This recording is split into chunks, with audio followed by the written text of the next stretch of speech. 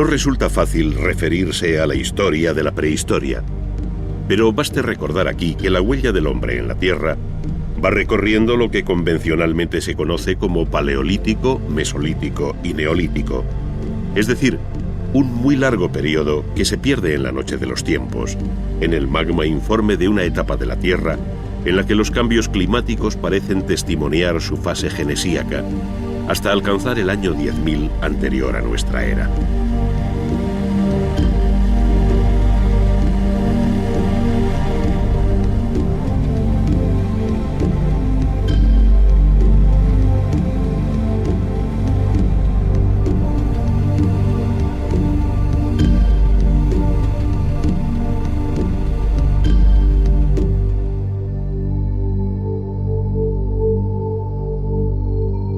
Cada una de estas etapas conoce varias subdivisiones, escaladas con gran esfuerzo por un hombre que a través de las razas de Neandertal y Cromañón alcanza entre los estudiosos el apelativo de Homo sapiens sapiens.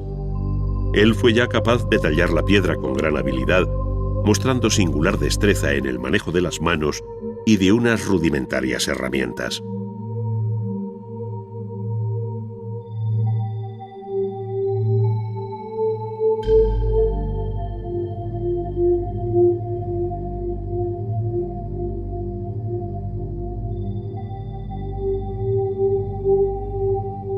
A este Homo sapiens sapiens se debe en definitiva el nacimiento del arte que llamamos paleolítico. Es el arte de las cuevas, el arte rupestre.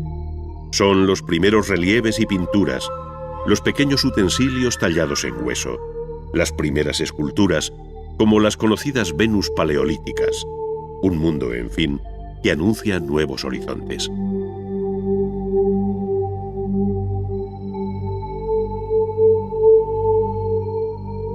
A este ciclo primero, que de un modo rudimentario y tópico se conoce como Edad de Piedra, siguió la Edad de los Metales, tras el descubrimiento y aplicación del cobre, bronce y hierro para muy distintos usos. Ello dio lugar a lo que se viene llamando protohistoria, como un paso intermedio entre la prehistoria y la historia propiamente dicha.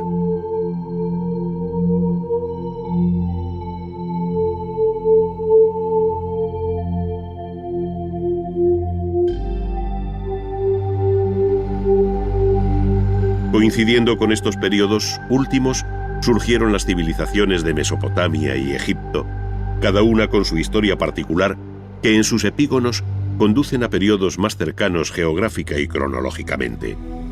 No en vano, una y otra saludaron desde su ancianidad a culturas más jóvenes, que tomaron el testigo de la historia, constituyéndose en la base de la que un día se llamaría cultura occidental, esto es, Grecia y Roma.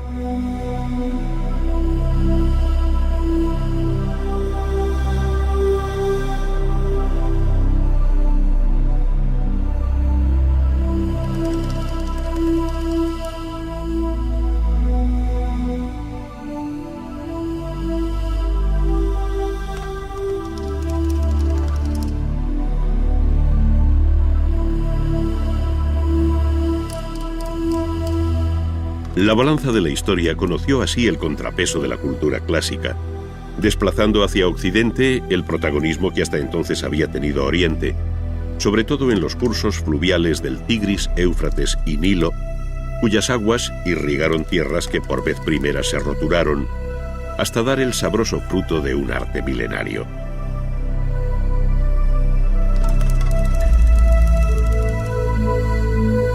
Este estuvo sujeto a 1000 avatares que hicieron del arte mesopotámico un difícil cuadro de secuencias yuxtapuestas, mientras que el arte egipcio aparece con una serenidad inmutable, donde solo el especialista es capaz de percibir los leves cambios producidos en su milenaria existencia.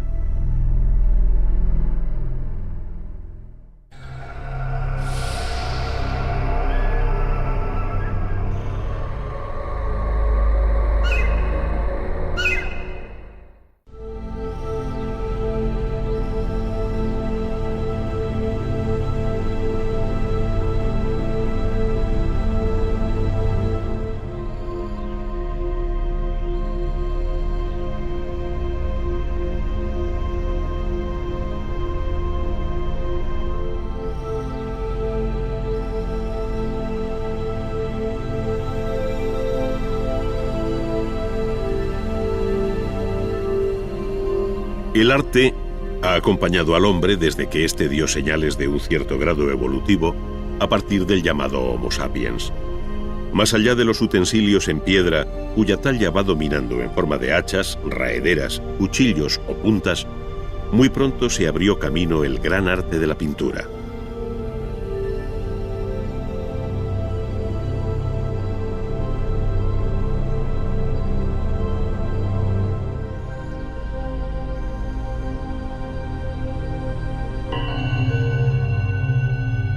No deja de ser un hecho más que sorprendente que el despertar de la humanidad esté asociado al temprano nacimiento del arte como una de sus manifestaciones más características. Se dirá que la finalidad del llamado arte prehistórico se vincula a la magia y a rudimentarias prácticas de iniciación, pero no es menos cierto que de sus composiciones emana una belleza que aquellos hombres de la época magdaleniense no dejaron de percibir.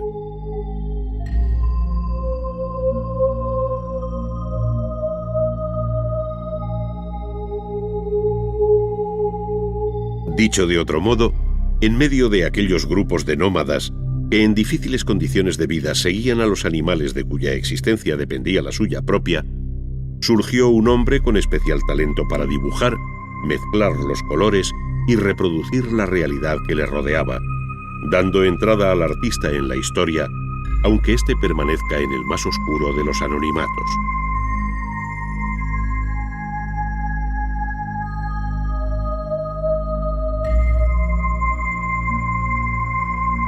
Es más, aun desconociendo sus nombres, la historia del arte universal será deudora para siempre de los artistas que hicieron de las cuevas de Altamira y Lascaux los primeros conjuntos de pintura mural, cuya grandeza y silencioso atractivo se hacen cada día más elocuentes. Es ciertamente pintura que habla de lo que le preocupa al hombre. Es una pintura documental. Es el reflejo de la dura realidad de aquellos cazadores y recolectores que en una cueva o en un abrigo natural plasmaron lo que sentían, lo que anhelaban, lo que temían. Fue a finales del Paleolítico Superior, entre los años 15.000 y 10.000 aproximadamente, antes de nuestra era, cuando, terminando la época glaciar, corrían por el virginal paisaje del sur de Francia y norte de la península ibérica bisontes, renos, ciervos, mamuts, caballos, toros, osos, cabras y otros muchos mamíferos que abandonaron estos parajes en busca de otros lugares más fríos.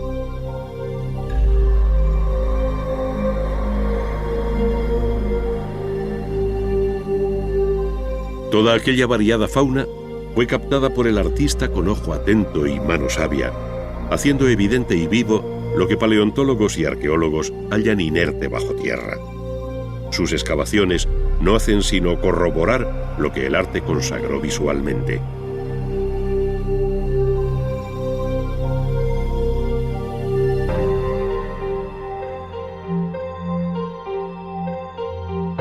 Sin poder ni querer establecer ahora posibles grupos estilísticos y dejándonos llevar por la obra misma, es fácil observar cómo en unos casos se perfilan los animales con una línea y en otros se le da volumen con manchas de color matizadas, además de aprovechar las protuberancias de la roca a las que se adapta la figura.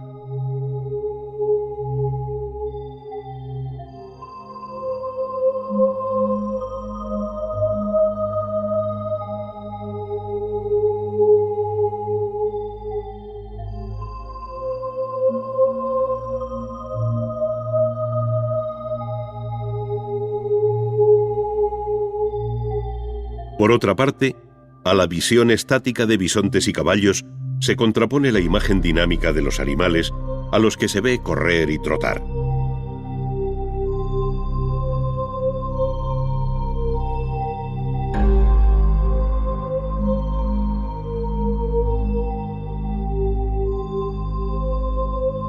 Se distinguen igualmente los machos de las hembras, es decir, no se trata de una interpretación generalizada, sino muy precisa y realista, que en ocasiones alcanza una tercera dimensión al tratarlas como verdaderos bajorrelieves, cuando no son simples figuras incisas o grabadas.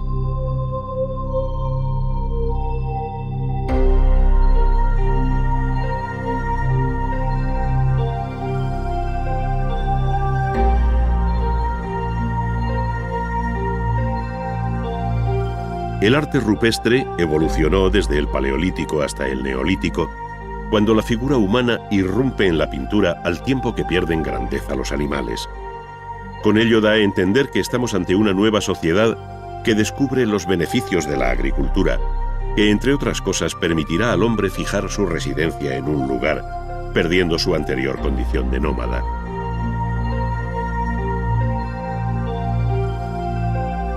Pero es más, en esta evolución y cambio, el arte de la pintura formuló expresiones que llegaron a la máxima abstracción, como si se tratara de una visión anticipada de la futura historia del arte, que ha tenido en el realismo y en la abstracción conceptual las dos referencias expresivas básicas.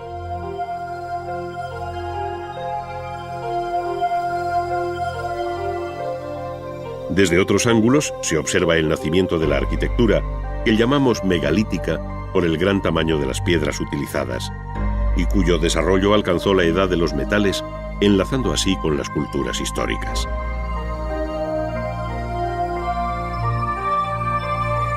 Abandonada la cueva como abrigo natural, el área mediterránea asiste a la erección de las construcciones megalíticas más antiguas hoy conocidas, como son los formidables templos de la isla de Malta, que datan del cuarto milenio a.C.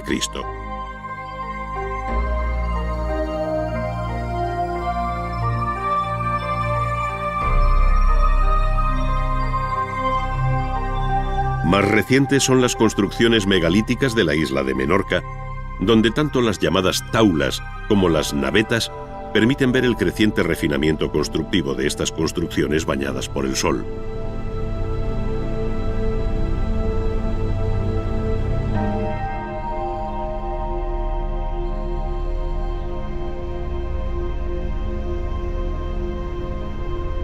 Por contraste, en otros lugares se construyen cámaras y corredores que posteriormente se sepultan bajo un montículo de tierra, recordando así el origen natural y cueviforme de la primera arquitectura.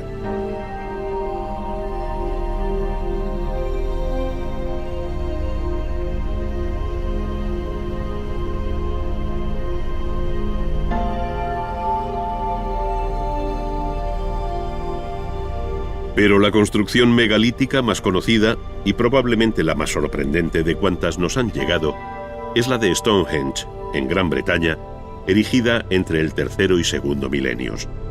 Su inserción en el paisaje, la vinculación solar con el solsticio de verano y la imponente masa de sus piezas revelan una técnica constructiva y un refinamiento conceptual que eclipsa la aparente rudeza de sus elementos.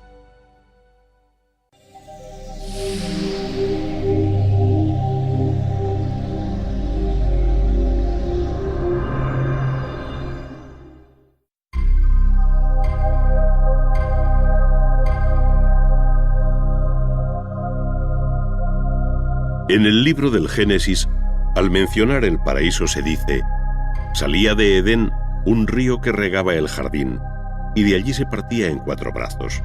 El primero se llamaba Pisón, el segundo Gijón, el tercero se llama Tigris y corre al oriente de Asiria, el cuarto es el río Éufrates. Tomó Yahvé al hombre y le puso en el jardín de Edén para que lo guardase. El Antiguo Testamento se refiere así a la tierra que los griegos llamaron Mesopotamia, esto es, la zona comprendida entre los ríos Tigris y Éufrates.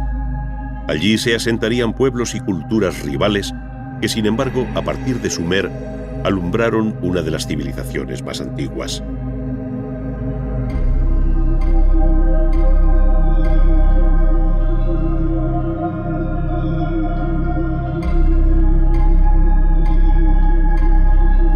En efecto, la invención de la escritura por los sumerios en torno al año 3000 significa el paso hacia la historia escrita, cuya memoria se recogió en combinaciones de signos con forma de cuña, conocidas como escritura cuneiforme.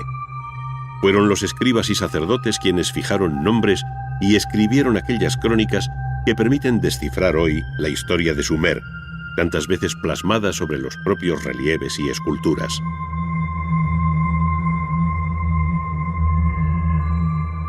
Las primeras obras sumerias son las figuras de alabastro halladas en los templos y conocidas como orantes, por llevar en las manos una ofrenda.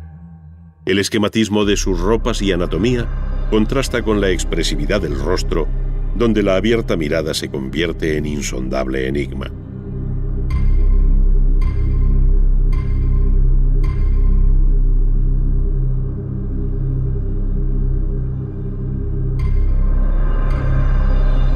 Por otra parte, los relieves representan una crónica viva de cuanto sucedió entonces, tanto por la acción escenificada como por la leyenda que le acompaña, según se ve en la estela de Ur-Nanshe, rey de Lagash. El monarca, siempre de mayor tamaño, aparece con su mujer, hijos y séquito, en el que no falta el copero, seguramente para celebrar el inicio de la construcción de un templo, a juzgar por los ladrillos que lleva el soberano sobre la cabeza.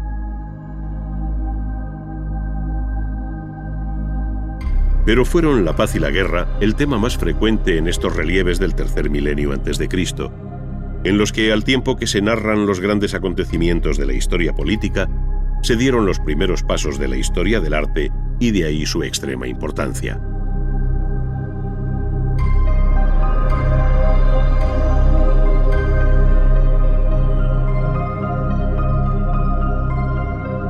Efectivamente, la guerra y la paz vuelven a representarse en el llamado estandarte de Ur, hecho a base de lapislázuli e incrustaciones de concha de nácar.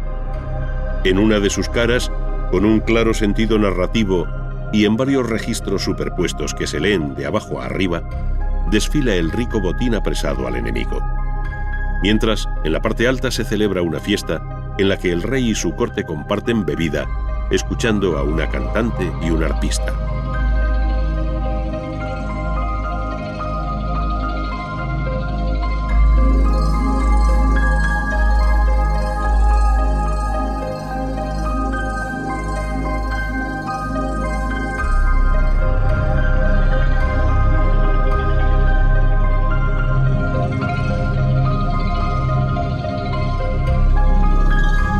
Este bello y delicado instrumento coincide en todo con los hallados en la ciudad de Ur, y hasta la reciente guerra de Irak se custodiaban en el Museo de Bagdad.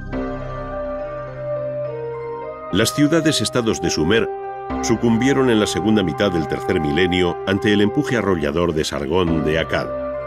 Sus descendientes ampliaron los límites geográficos del imperio acadio hasta el Kurdistán, con campañas militares como la que recuerda la célebre estela de Naram Sin. Allí, en opinión de André Parrot, vencedores y vencidos escenificaron una primera versión del cuadro de las lanzas de Velázquez.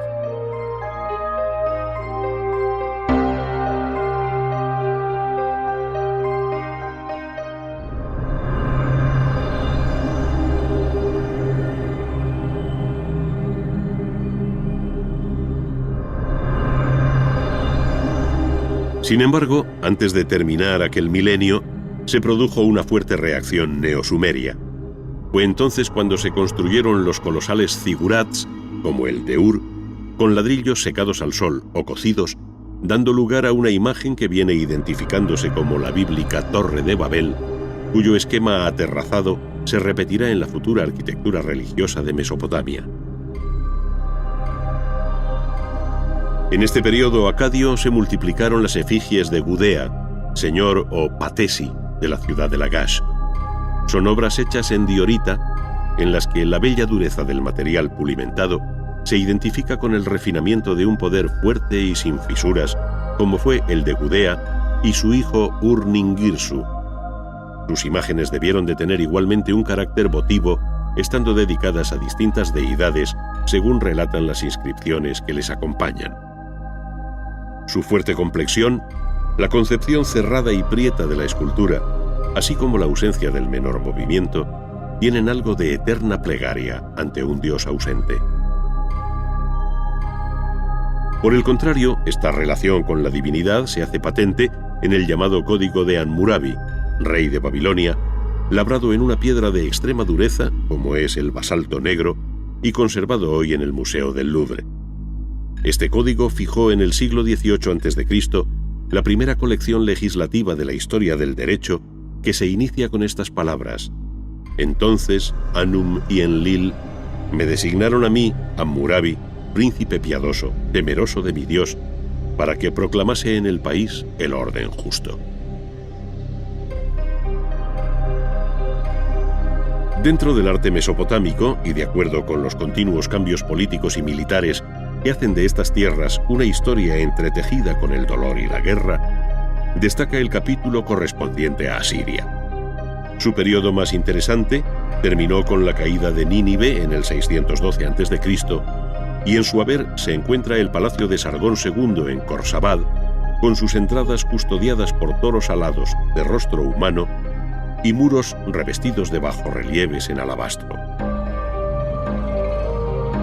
En esta línea son igualmente inolvidables los relieves del palacio de Asurbanipal en Nínive, cuyo hieratismo descriptivo, pleno de silenciosa tensión, contrasta con las movidas escenas de caza de los relieves del palacio de Nimrud, la antigua Kalu, que mandó construir Ashurnasirpal II en el siglo IX a.C.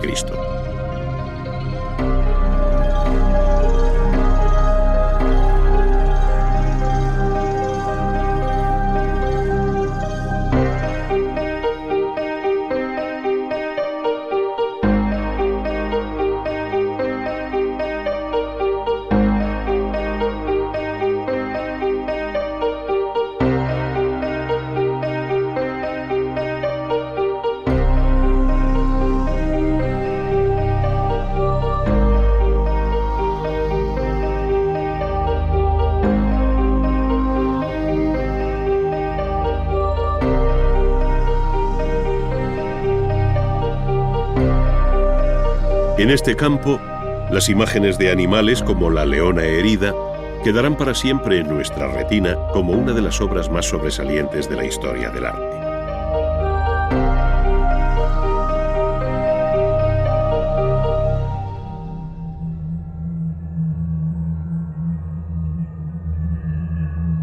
Aquella herida fatal parecía anunciar la sufrida por el propio imperio asirio ante la coalición de babilonios, escitas y medos que dieron lugar a una segunda edad de oro de Babilonia.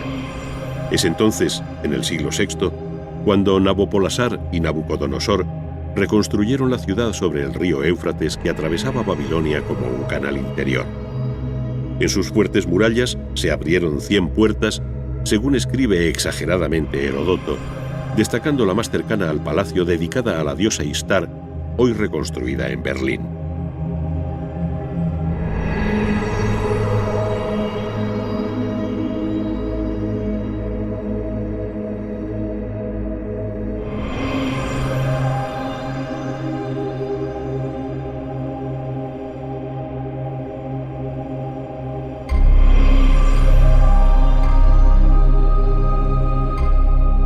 Su decoración en cerámica vidriada y polícroma enfatizaba el arranque de la vía de las procesiones que terminaba en el templo del dios Marduk sobre un formidable figurat.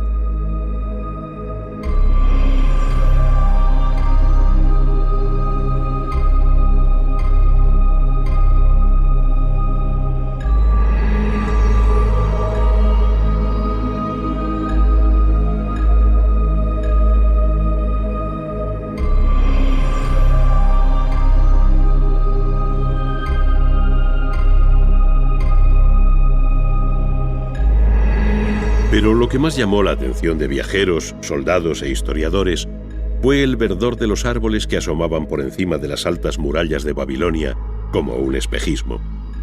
No era otra cosa que los míticos jardines colgantes con los que Nabucodonosor quiso mitigar la nostalgia del paisaje que vio crecer a la reina Amiotis, hija del rey de los Medos.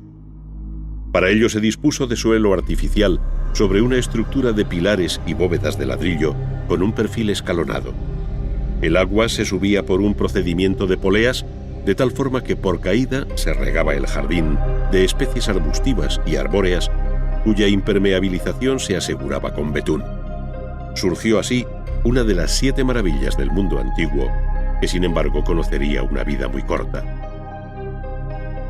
En el año 539, Ciro de Persia entró en la ciudad y allí terminó su hegemonía.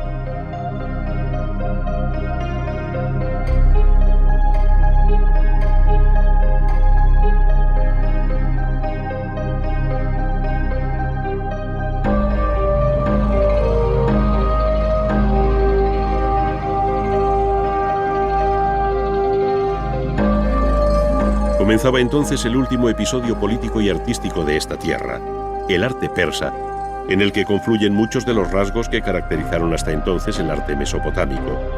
Los palacios o apadanas de Persépolis y Susa, en Irán, unidos a los nombres de Darío y Jerjes, señalan el final brillante de este imperio, coetáneo al arte clásico griego que sucumbió ante la llegada de Alejandro Magno, el vencedor de Darío III. Poco después, el mismo Alejandro decía adiós a la vida en la milenaria ciudad de Babilonia.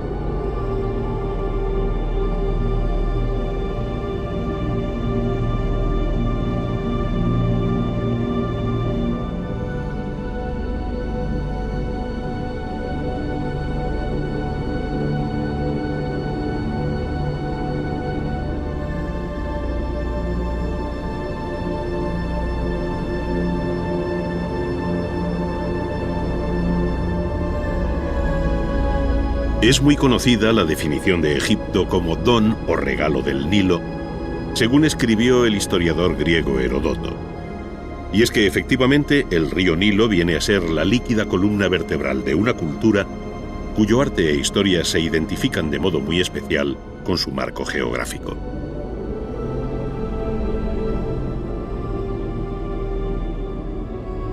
Baste decir que el Nilo, al igual que separa el desierto oriental del occidental, señala también la divisoria entre la vida y la muerte, de tal manera que las ciudades, con sus monumentales templos, se erigieron en la margen derecha de su cauce, mientras que pirámides, mastabas, hipogeos y demás enterramientos se situaron en la orilla izquierda.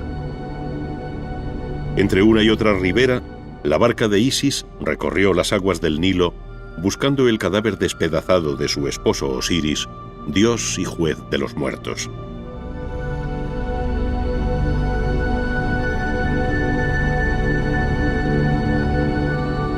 Pero el agua también es vida, y el Nilo, en sus periódicas crecidas, proporcionó el limo fertilizante que convirtió sus orillas en un feraz vergel.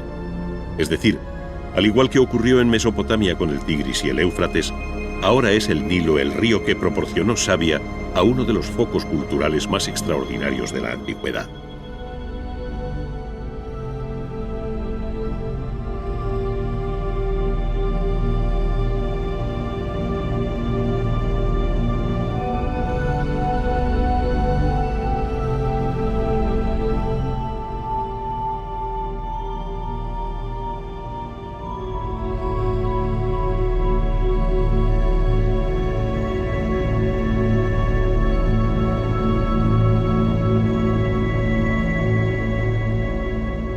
A diferencia de Mesopotamia, el arte egipcio mantuvo siempre una unidad conceptual y estilística a lo largo del tiempo que parece sobrenatural, inmutable y siempre enigmática, que sobrecoge no solo por la perfección alcanzada en sus obras, sino por la vocación de eternidad con la que fueron concebidas.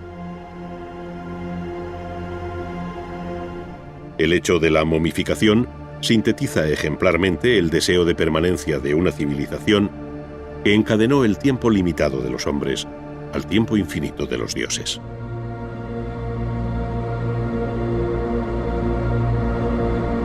La propia arquitectura parece emular las sugerencias del paisaje que acompaña al río cuando se observa sobre el Valle de los Reyes la punta de El Qurn, cuyo perfil piramidal es toda una profecía. Por otra parte, imponentes acantilados como el de Deir el-Bahari dan abrigo al templo tumba de la reina Hatshepsut, mientras que aguas arriba, en Abu Simbel, la montaña se dejó vaciar para dar forma a los templos que Ramsés II erigió para sí y su esposa Nefertari, cuyas fachadas fueron labradas con colosales esculturas.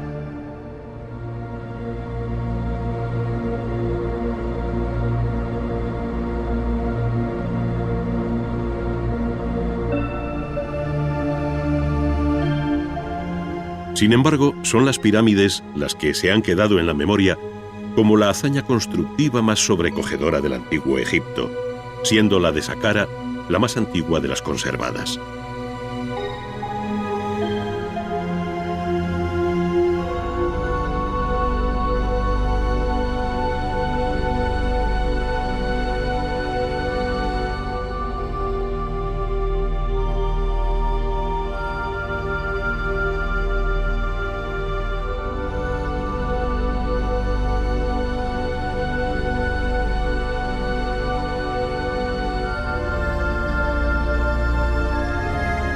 Pero las pirámides más conocidas son, sin duda, las de la cuarta dinastía en Giza, cerca del Cairo.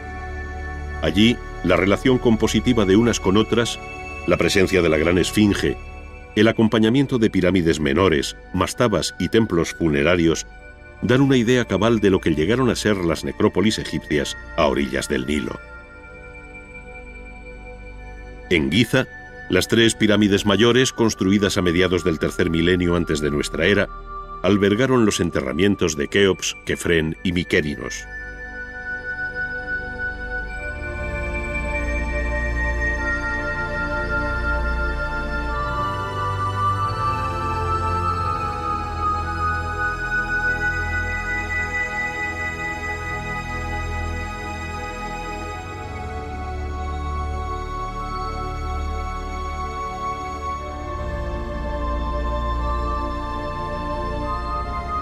Cuentan con un templo pórtico de acogida para recibir el cuerpo momificado del faraón, una larga avenida que termina en un segundo templo funerario a los pies de la pirámide y finalmente la propia pirámide.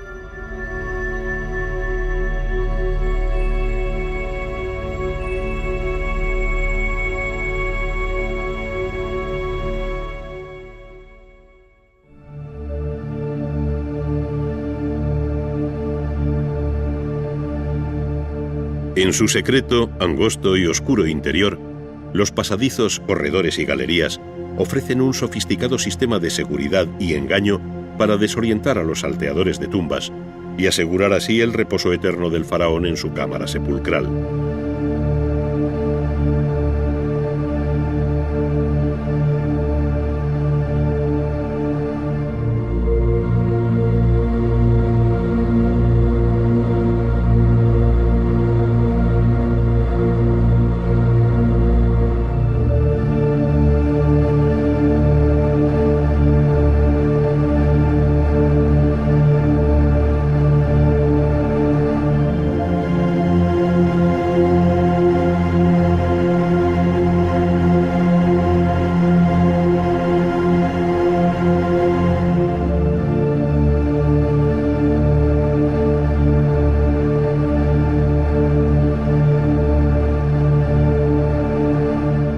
En sus inmediaciones, otras menores, en las que se enterraron esposas, hijos y demás parientes del faraón.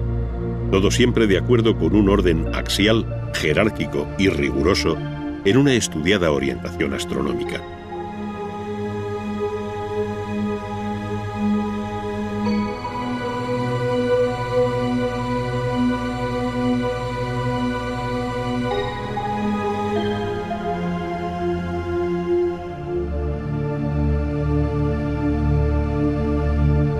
Las tres pirámides se yerguen hoy con silencioso orgullo como una referencia en el paisaje, como un accidente montañoso en su orografía.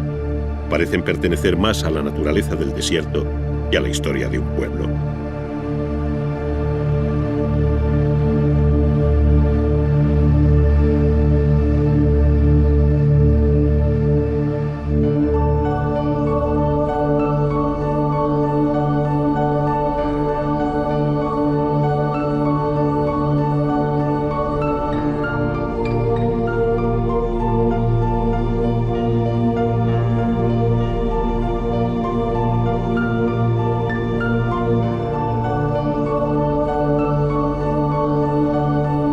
Todas las cámaras funerarias de los enterramientos construidos o excavados en la roca conservan bajorrelieves y pinturas en los que se resume la vida del difunto, que a su vez arrastra toda una historia visual del mundo que le rodeó, como sucede en la de Tutankamón, donde además se encontró intacto el riquísimo ajuar funerario que le acompañaba en el más allá.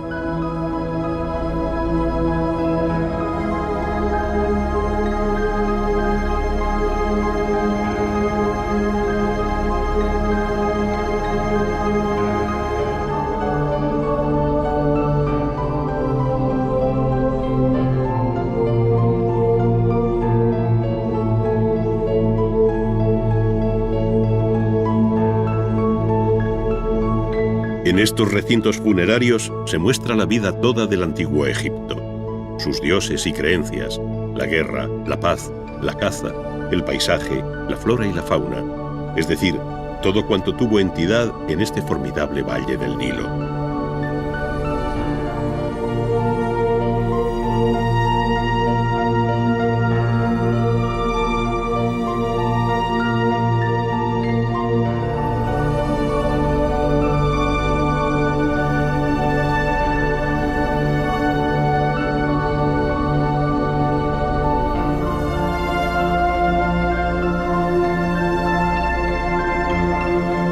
La realidad así descrita no solo se refleja con exactitud, sino con un evidente deseo de anhelo artístico sobre peculiares cánones de frontalidad, proporción y sentido del color.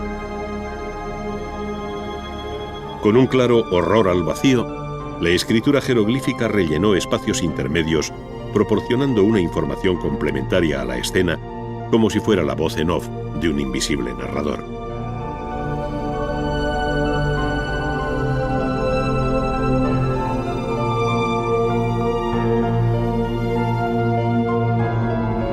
Aquellos mismos cánones fueron también compartidos por el relieve y la escultura exenta, donde la conocida imagen del escriba sentado se repite con pocas variantes formales bajo la quinta dinastía.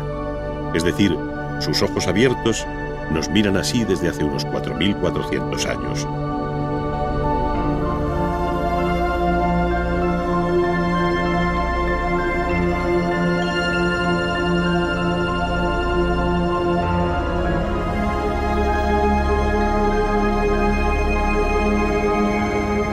Finalmente, cabe añadir que la escultura egipcia pulsó todos los registros posibles, desde las grandes estatuas que compiten con la arquitectura o se encuentran aisladas en medio del desierto, hasta la delicada belleza de retratos como el de la reina Nefertitis en sus distintas versiones, cuyo rostro representa una de las más altas expresiones artísticas de todos los tiempos.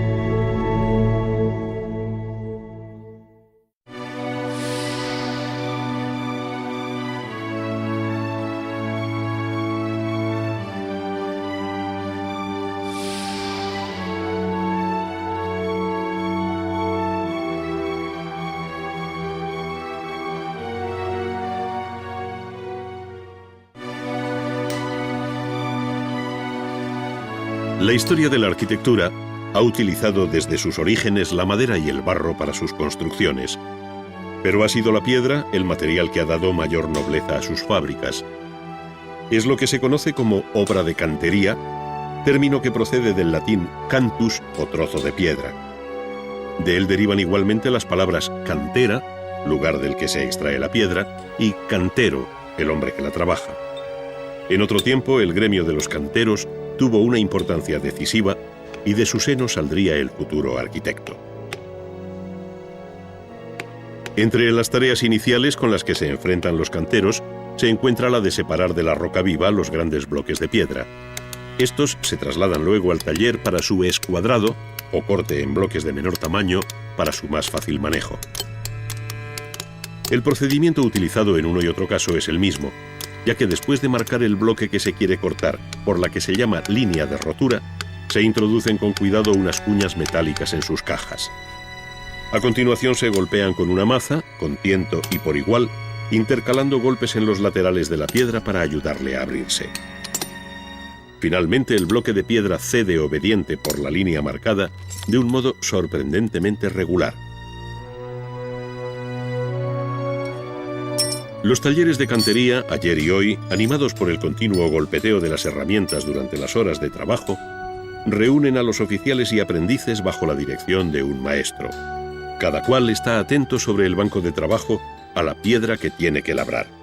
En este caso veremos desbastar un sillar o paralelepípedo de piedra, que en realidad es lo que se llama el sólido capaz, pues de él se saca una pieza de cierta complejidad tras eliminar el material sobrante.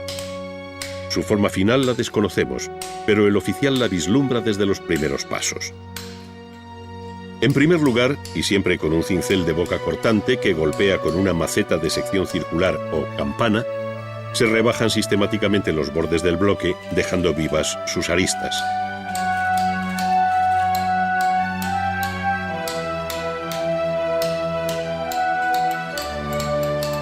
Estas bandas, de unos 2 o 3 centímetros, se afinan al máximo, comprobando su horizontalidad con una regla o un simple listón de madera.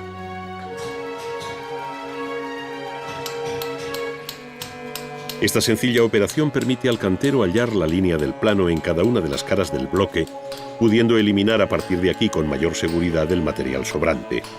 Para esto se ayuda de un escafilador o un cincel más potente por su boca y corte, dado que el trabajo es más vasto. Por último, cuando se alcanza el nivel de las aristas, el cantero comienza a rebajar este plano de un modo más cuidadoso, evitando los alabeos. Luego, con una bujarda de cabezas recambiables para hacer más o menos fino su acabado, allana la parte central hasta que queda totalmente plana su superficie. Por el mismo procedimiento se preparan las distintas caras de trabajo, pasando a obtener planos inclinados cuando la pieza lo requiere, como es el caso. Sobre esta cara se trazan ahora unas líneas paralelas para distribuir y sacar los perfiles de unas futuras molduras cóncavas y convexas separadas por bandas rectas, de tal modo que el perfil último de la pieza será mixtilíneo, tal y como previamente se ha dibujado. Para ello, con un riguroso orden de trabajo, se obtienen primero los planos iniciales de cada una de las molduras, y sobre estos, con una gradina de boca dentada, se va dando forma a las molduras con pequeños golpes sin separar la herramienta de la piedra.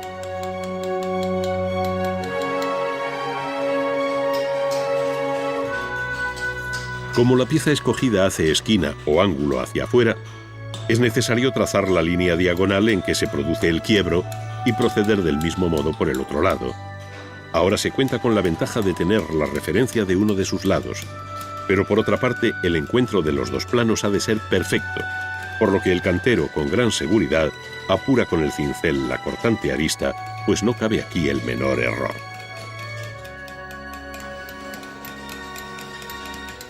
Estos elementos arquitectónicos ocupan lugares distintos en el edificio, por lo que el cantero debe resolver no solo los ángulos en esquina hacia afuera, sino también hacia adentro. Esto entraña otro tipo de dificultades que se resuelven por el mismo procedimiento y con análoga maestría.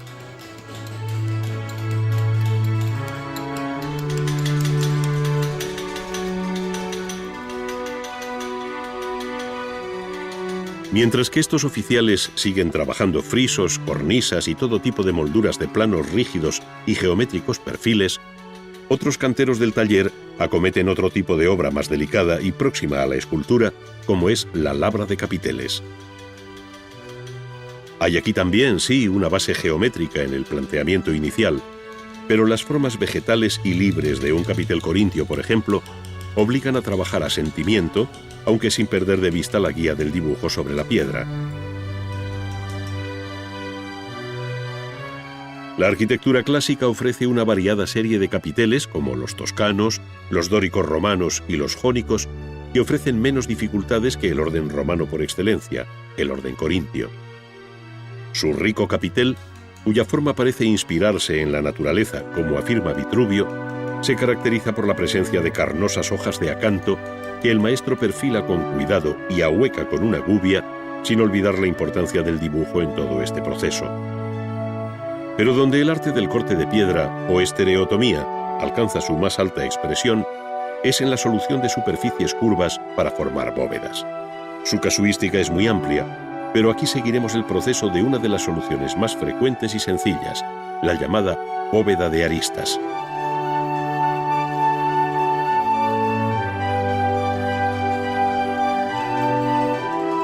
Para construir un arco o una bóveda, es preciso hacer previamente las plantillas de cada una de sus piezas, para lo cual se dibuja con un compás sobre un plano dicho arco o bóveda con el mismo tamaño que va a tener la obra construida, es decir, a escala 1:1. Trazado el arco, se marcan radialmente unas líneas que marcan el número de piezas o dovelas que lo componen, así como su longitud, es decir, el despiece del arco y las líneas de corte. Este dibujo recibe el nombre de montea.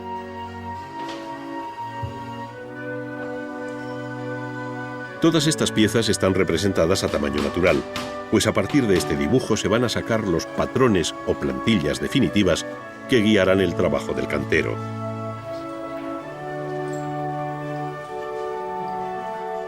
Para que no se deformen o alteren estos patrones en su constante uso por los canteros, lo habitual es repetir el mismo dibujo sobre una fina lámina de hojalata y recortar posteriormente la forma de la dovela.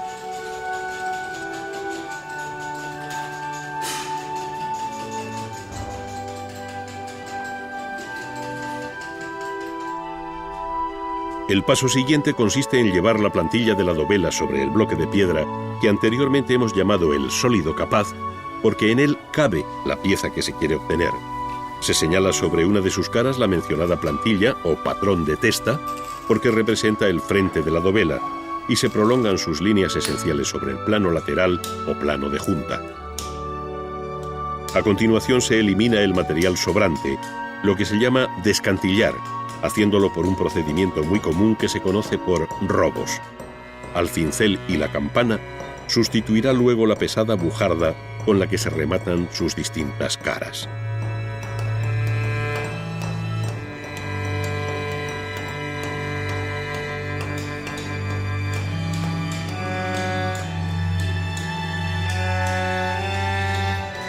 Cada una de las dovelas tiene una función y forma determinadas dentro del arco o de la bóveda, lo cual hace que sean varias las plantillas a utilizar y diferente la forma de cada una de ellas. En este caso vemos una de las dovelas que corresponde a las aristas de la bóveda, esto es, a la pieza en la que se dan cita dos planos distintos. De ahí su mayor complejidad, si bien el procedimiento de su traza y labra son análogos a lo ya descrito. Viene a ser una dovela en ángulo.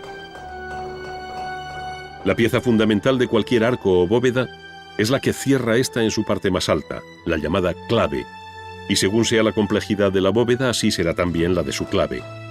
Tratándose ahora de una bóveda de aristas, formada por dos bóvedas que se cruzan perpendicularmente, la clave tendrá necesariamente forma de cruz.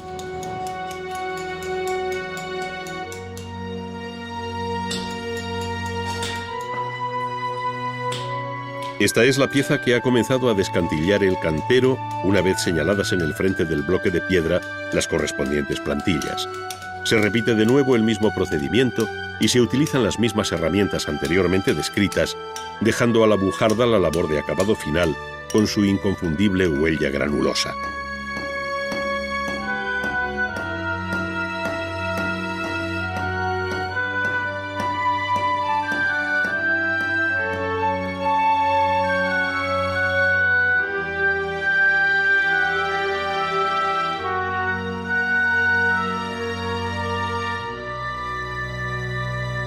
Una vez labradas todas las piezas de la bóveda que se quiere construir, se necesita el auxilio de una cimbra, generalmente de madera, que tiene en negativo la forma final de la bóveda.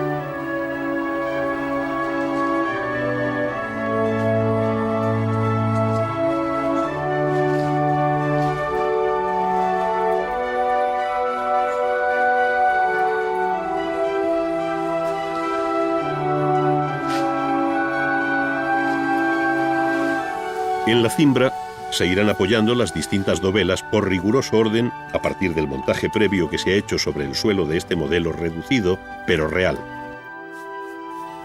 Las primeras piezas en colocarse son los salmeres, que señalan el arranque de la bóveda sobre los muros, donde se utiliza, como en toda la construcción, un ligero mortero para ayudar a fijar la piedra. Después se coloca una de las que hemos visto trabajar y que hemos llamado dovela en ángulo, que responde a las aristas interiores y cuyo quiebro se advierte igualmente desde el exterior. Para que ésta quede firmemente asentada se colocan a sus lados otras tantas dovelas que se reciben igualmente con mortero, observando cómo se colocan pequeñas cuñas de madera para mantener los niveles e ir ajustando todas las piezas. A partir de aquí, solo suben por la cimbra las piezas que responden a las aristas en diagonal, que es la parte viva de la fábrica, hasta cerrar la bóveda con la clave en forma de cruz.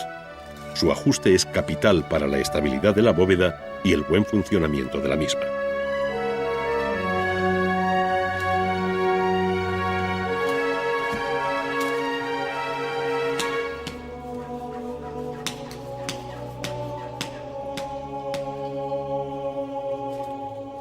Después se van colocando las dovelas restantes hasta completar la bóveda para finalmente descimbrarla, esto es, retirar la cimbra para que la bóveda se asiente y entre en carga sin apoyo alguno.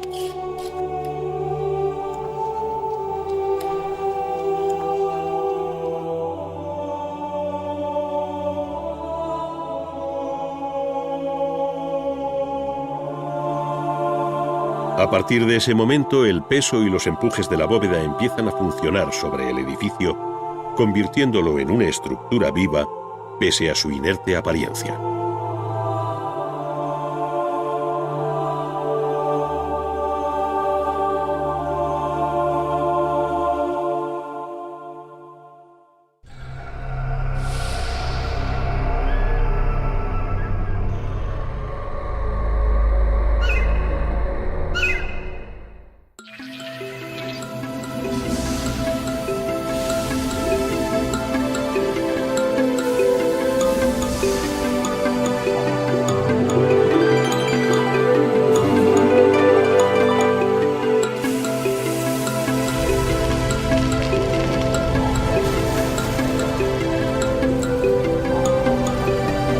Bienvenidos a Ars Magna, un viaje por la historia del arte en 10 capítulos.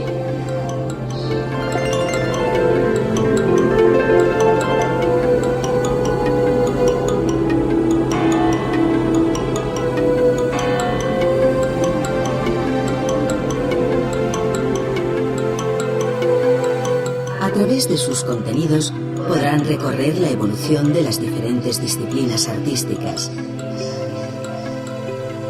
conocer el arte producido en los 5 continentes y descubrir las técnicas empleadas por pintores, escultores, artesanos y constructores.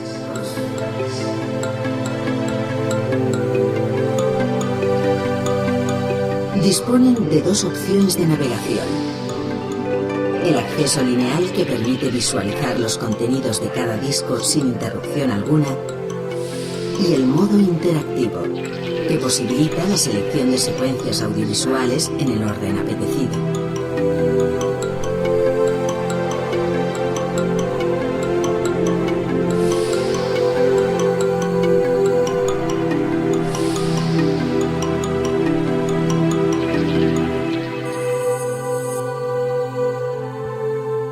Sumando a distancia les permitirá recorrer y seleccionar las opciones dispuestas en los distintos menús.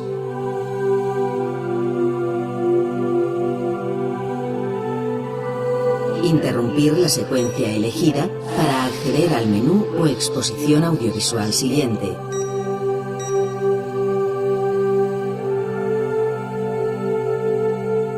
Cambiar el idioma de consulta sin interrumpir la secuencia en curso. Change the language sense interrompre la seqüència en curs. Y manejar su lector DVD como cualquier aparato de vídeo doméstico.